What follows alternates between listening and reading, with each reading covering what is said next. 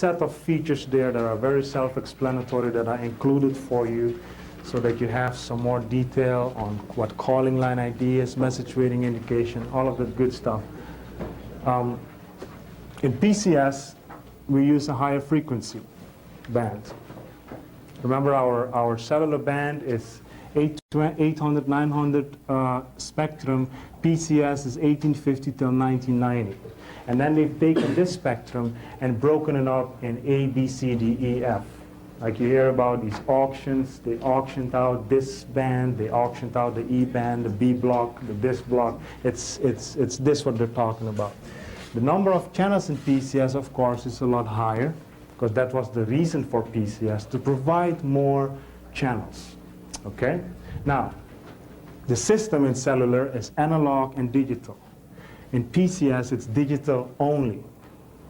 But you have the choice between protocols. So even though you're digital, you might decide I go PCS IS-136 or PCS GSM or PCS CDMA. Okay, it's all up to you how you want to do that. Any questions about that? Yes. I'll just speak loud. What happens then? What happens then if you go into an area that isn't digitally built out? Before you talked about a 2-in-1 phone that switches to analog. If you're on a system that's digital only, how can you switch over? Well, you'll find that most systems, except for some areas where Sprint is working, that the call might drop. But in most systems, you will find that they will build a digital cell site where there already is an analog cell site. You won't find an area where a company will go in and start digital first. They first had an analog system, and then they start deploying digital. There are areas here and there are issues then, because the call will just drop. There is no analog system to fall back on. But these phones on PCS can't fall back on analog. That's right. There is an analog system there. And then it will drop. And we have that with, who is it, Sprint? Sprint has issues like that because they don't have everywhere digital coverage. So, you know, you're on a call and yeah, it drops. Good question. Any other questions? Okay, now I included kind of a little chart here, and I don't want for you to show this to customers. This is for your own information that you have it in your back pocket. And there's an error here, but in your chart it's corrected. This should be a 9, it says an 8 here. I kind of compared the different standards with each other, and you can see here the capacity as we discussed it in IS-136 1 to 3, GSM 1 to 1.2, and CDMA 1 to 10 or even 1 to 16 if it works properly. Voice quality, a 9 for IS-136, a 9 for CDMA, and GSM sounds a bit better. But even that is very relative now with the H-Help vocoder, okay? Encryption, everybody has encryption capability. The features are very well developed in IS-136 and GSM, and I would say in CDMA it's upcoming. The technology is very established in IS-136 and GSM, CDMA brand new.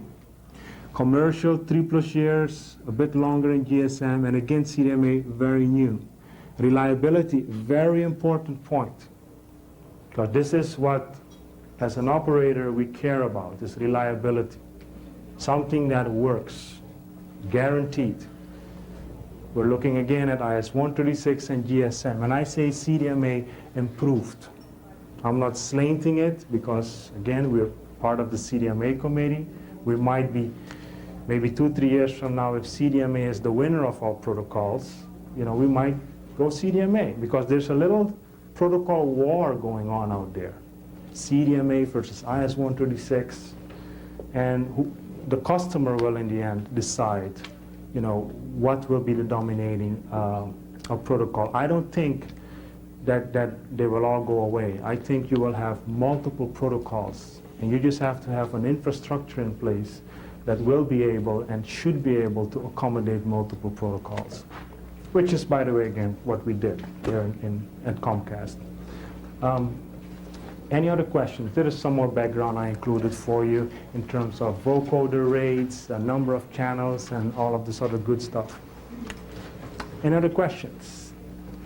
The deciding factor for Comcast to go with the IS-136 Yeah. is clarity. The deciding factor for the IS-136 for Comcast.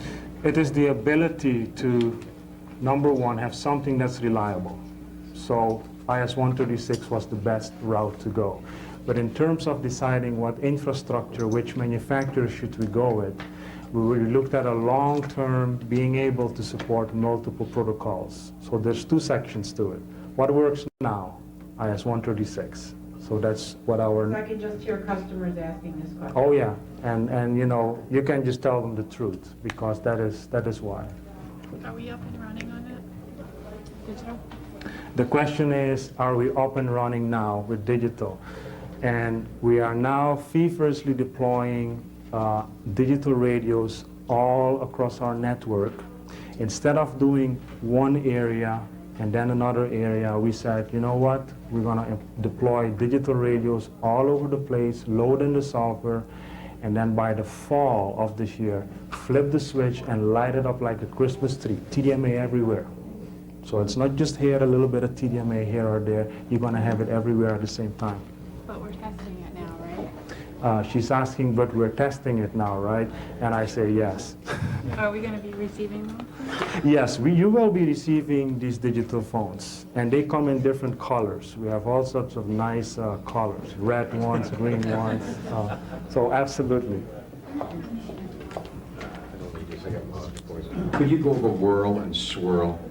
Whirl and swirl. We have some whirl and swirl. I don't think so, eh? But the whirling and swirling starts when your vocoder is trying to digitize your voice. Remember what we did with Joe, his voice? We analyzed his voice and broke it up in different codes, zeros and ones. If due to bad coverage, or sometimes, happens very rare, to a defective vocoder in the phone, and they don't break down. But you might have a defective vocoder. Where's the, let me see if I can find Joe. You know, remember what we did with Joe? We analyzed it, male, female, and his accent and his pitch and everything about his voice. If in that process things don't go right, you will have some whirling and swirling. And it can be caused by either some bad coverage or a constant reflective pattern not working perfectly, or a vocoder missing here and there. It happens very rarely, but that's when you would have some whirl and swirl. Yeah. Any other questions? All right, that was my little blur on TDMA. I want to thank you all for being here, and be careful out there.